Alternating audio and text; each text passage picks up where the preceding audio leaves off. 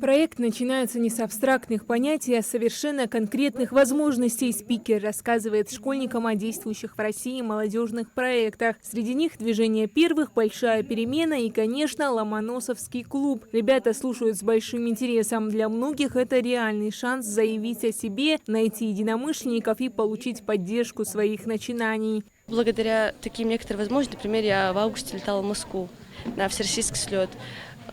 Это интересно, когда ты, хоть у нас самый маленький регион, мы можем путешествовать по разным регионам или городам нашей России.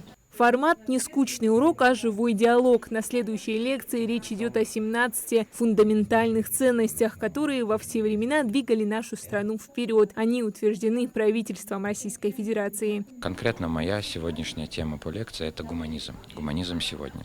И мы вместе с детьми прекрасной Республики Ингушетия будем понимать и разбираться в теме гуманизма в современном обществе. Нужен он нам, либо не нужен.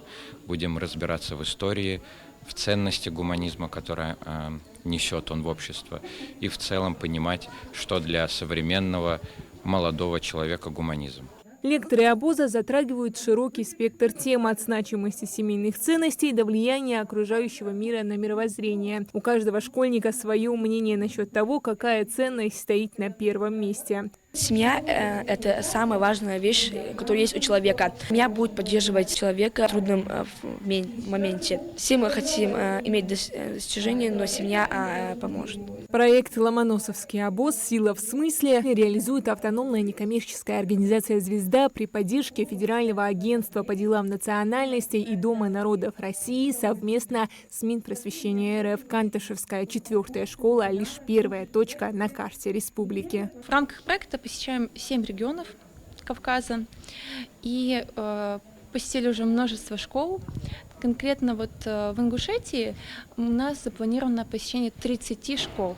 Ломоносовский обоз доказал, с новым поколением необходимо говорить на языке ценностей и патриотизма, ведь именно эти ребята, заряженные смыслом, и есть главная сила будущего Ингушетии и России. Хадиджа Ивлуева, Мухаммад Ядиев, Магаз 24.